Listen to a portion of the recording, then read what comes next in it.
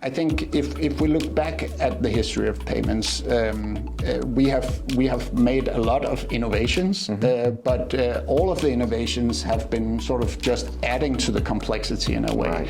Right. We have yet to see that innovation that reduces the complexity. We've added new functionality on top of existing functionality.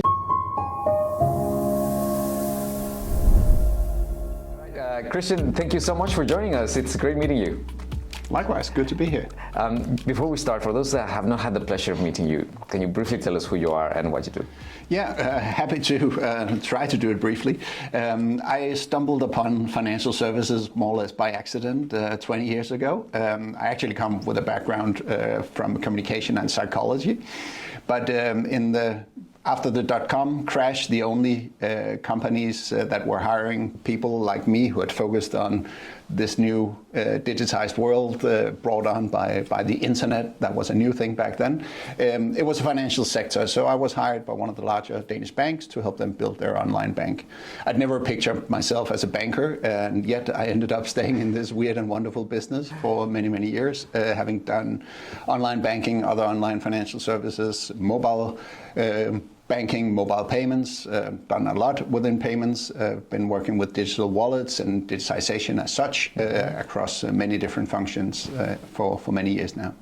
All right, so you're a broad expert in many aspects of financial services, and today we're talking about tokenization. Yes. So I want to first understand, what does the Tokenizer do? Because that's your latest. Yeah, the Tokenizer is one of my latest ventures. The Tokenizer started as a hobby project 5 years ago next to our consultancy business. We could see that there was a whole new industry within the financial sector that was emerging. But in some ways that was a revolution happening. The only thing was that it was a revolution behind closed doors. Nobody knew about it really, besides the hardcore inner circle that has sprung out of the crypto world. But whereas the crypto industry was very much about getting rid of all of the existing financial services sector and reimagining everything and trying to actively avoid financial regulation, then we saw this new generation that took sort of the best of both worlds, where you took the technology and the technology enablement of the crypto world and combined it with traditional financial services, and thereby creating this new world of asset tokenization, where you leverage technology to increase efficiencies, but also to make illiquid assets more liquid through tokenization. We'll get back to that. But the Tokenizer was originally similar to what you're doing in Nordic FinTech Magazine, trying to bring the gospel to the masses about what's going on in this new industry. And we ran it as a side project for some years, and then 3 years ago we spun it out into its own company and brought on some investors who enabled us also to start building some of the services that we have on the Tokenizer today. One of the most important ones is the focus on regulatory data, because as I mentioned before, regulation is part of this new industry because it is financial instruments. And in order for this new industry to tap into the global potential, you need to be compliant, not just in the country you issue a token, but potentially in any country you want to sell your tokens to. So to tap into the global opportunities or the global potential of tokenization, you need to have access to regulatory data from across the world, and we have built such a tool, originally just a huge database that we have built up over the past 3 years, and now most recently we have added an AI layer on top, where we've trained our own AI on regulatory data and only on curated regulatory data from across the globe. So we've created this Reg GPT that can answer any of your questions within this industry. Oh, that's really interesting. I should check it out. Yeah, absolutely. Okay, now within the context of payments, the broader context of payments, at least I haven't really heard many use cases of tokenization. I think tokenization is usually more associated with assets. Yeah, I mean, actually the term tokenization is a bit overloaded because we have actually used it in payments for many, many years. But So whenever you pay with Apple Pay or Google Pay, you actually pay with a token, but that token represents your physical card, payment card. So it's not quite the same, but it's similar, because the idea of tokenization is to make a digital representation of an underlying asset to make it more transactionable. And that is pretty much actually what we do when we enroll our cards in Google Pay or Apple Pay, that we have this token representing this card. That's a very, very simple tokenization. Yeah. The asset tokenization is a more elaborate use case where you use tokens, digital representations, to represent any underlying asset. So that can be ownership of a company, so making stocks more available, or helping startups raise capital by issuing tokens representing equity. It can also be used to represent bonds. So stocks and bonds, that's financial instruments we already know, but it can also represent gold, oil, grain, collectors, watches, sports cars, woodlands, gold mines, intellectual property rights, and so on, and so on, and so on. We've seen a very, very wide range of use cases where various companies and actors start to apply tokenization to make the investments in all of these asset classes much more available to a wider set of investors. Because, I mean, you and me, we can probably agree that, oh, I wish I'd bought stock in Spotify when they were a startup in a garage somewhere. Yeah. And I don't know about you, I didn't get the opportunity for several reasons. So even if we found the next Spotify and go to them and say, oh, I want to invest in you and I have $1,000 to invest in you, they would today say, well, thank you for your support, but it would actually cost us more than $1,000 to onboard you as an investor. So right now, these startup investments, for instance, is only for the very wealthy investors, the business angels or the venture capitalists, whereas the rest of us who do not have that those funds available at that scale, we cannot easily invest into these startups. So what we can do is that, okay, we can take all of our savings and put into one investment, but from that is against everything we've been taught about investments. You need to spread your investments rather than investing in one. The same goes for real estate. I think we could also agree that it would have been great if we had invested in property in Manhattan or central London or Paris 10 or 20 years ago.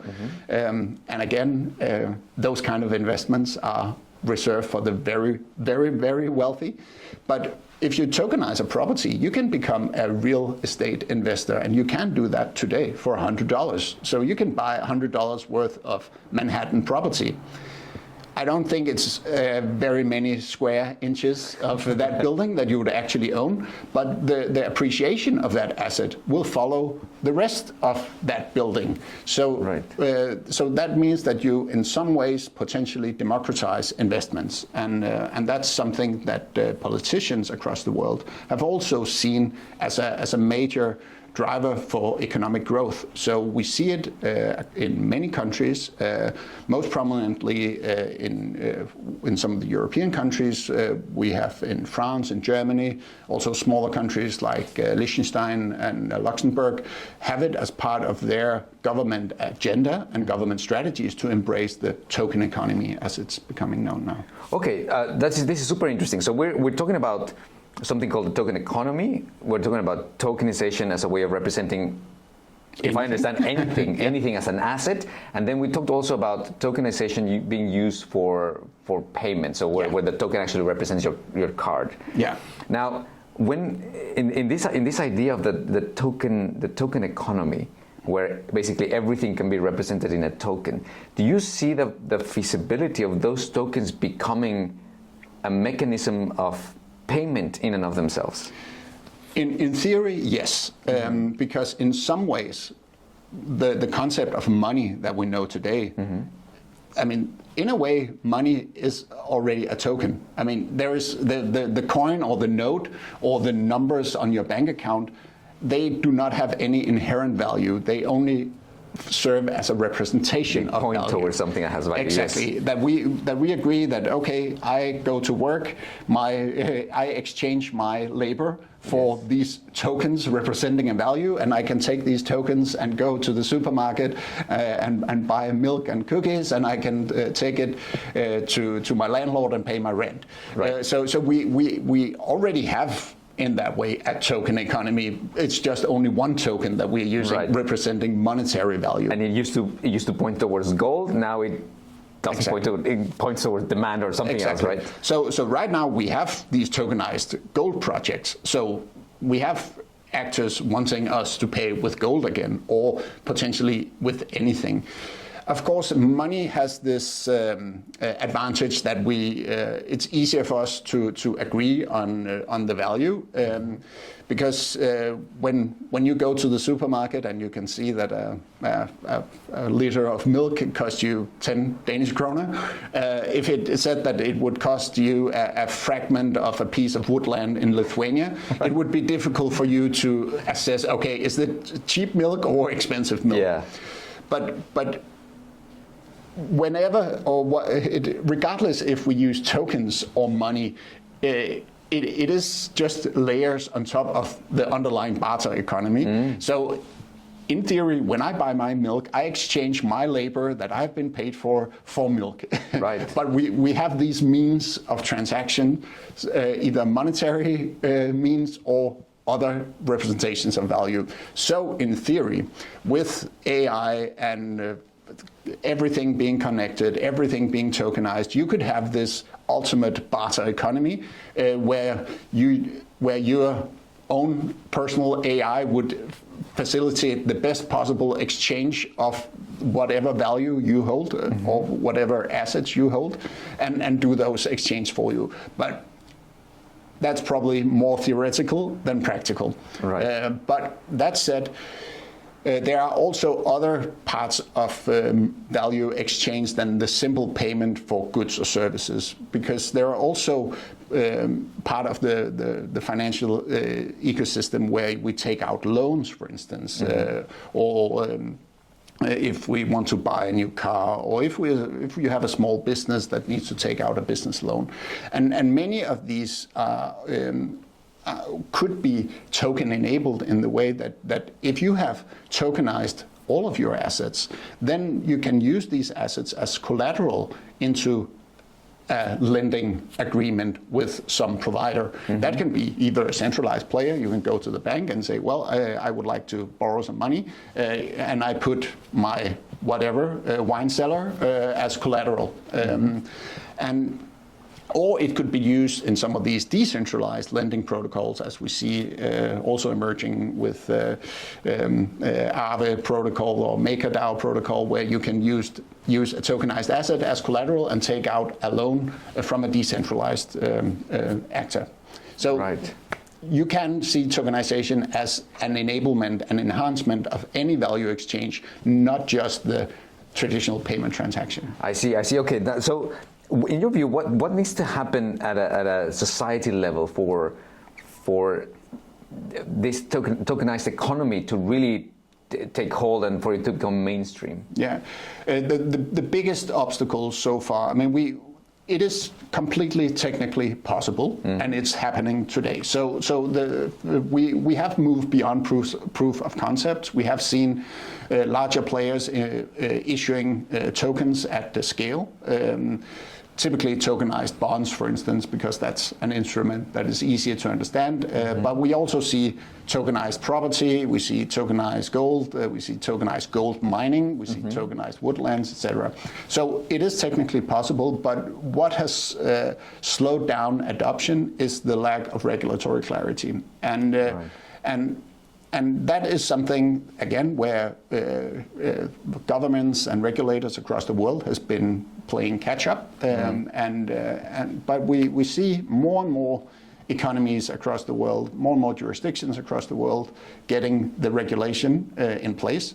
Of course, back to where we started, we need you need to have an overview of these regulations, because just like any other financial regulation, I don't think anytime soon we will have global regulation. I mean, we struggle enough within Europe to have harmonized regulation, and even in Europe, where we work closely together on financial regulation, much of this regulation is directives, so that each country will implement it slightly differently. So right.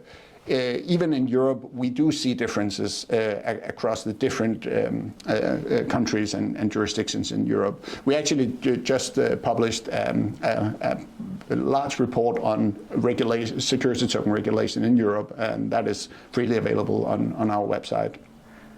So that's 89 pages of regulatory overview for Europe.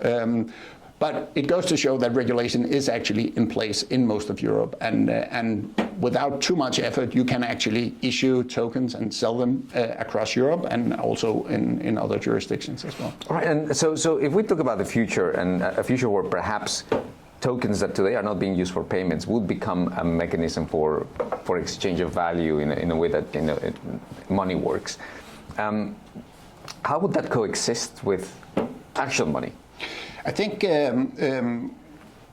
when we look at any digital solution, not just within the financial sector, it's always the most convenient solution that wins. Mm-hmm. And money has some convenience that is very good for certain elements of value exchange. So money is probably going to be the preferred option for buying groceries and mm-hmm. other simple things.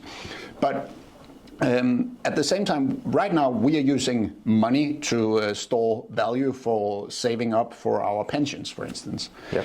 And of course, those money are being invested into assets like stocks and bonds in the hope of increasing that amount of money you put into a pension saving, so you can have a nice and comfortable retirement. Mm-hmm. But why not expand that? Because what is a nice and cozy retirement? I mean, we would probably like to keep warm. We would like to have electricity. Mm-hmm. So we could probably do a pretty decent calculation that, okay, how many megawatts of power would I need for my retirement? How many kilojoules of heating would I need? Right. And if you tokenize some of these assets as well, why not store a claim for this in my pension savings? If we stop and think about it, that we do not only store our future or tie our future up to monetary assets, but to a wider set of assets, we'll probably also have a more balanced portfolio seen from an investment perspective. So you and I, we don't know what will happen with the energy prices when we retire. But if I know that I have a certain amount of energy available, that would give me reassurance that, okay, that is settled, check. Right, which perhaps is actually even more secure than having money itself, because you don't know what inflation will happen with inflation, right? Exactly, but I would almost bet that, okay, there would probably still be need for energy, so energy will probably keep its value. Yeah. And again, it doesn't have to increase in value, because I just need the energy. Mm-hmm. so and even if it turns out that, okay, energy has become cheaper and abundant, or it turns out that I've stored too much energy, mm-hmm. I can sell it off some of it. Right.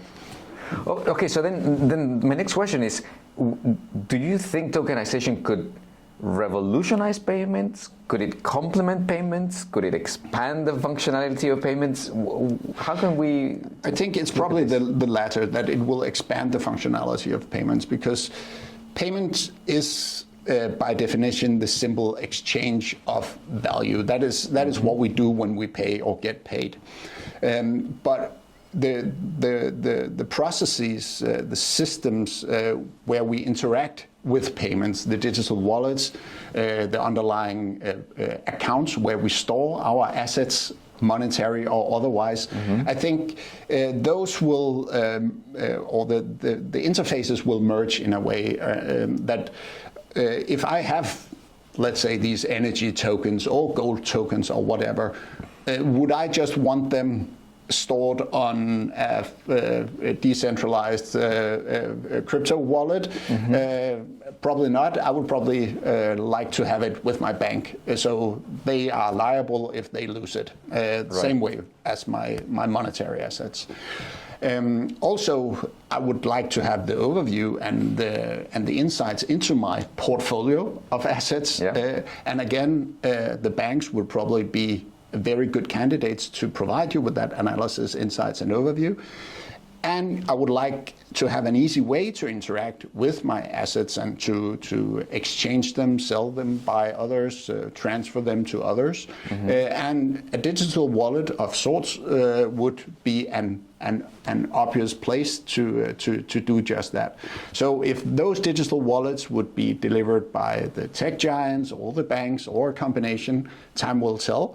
Right now we we happily store our payment credentials with tech giants like Google and Apple.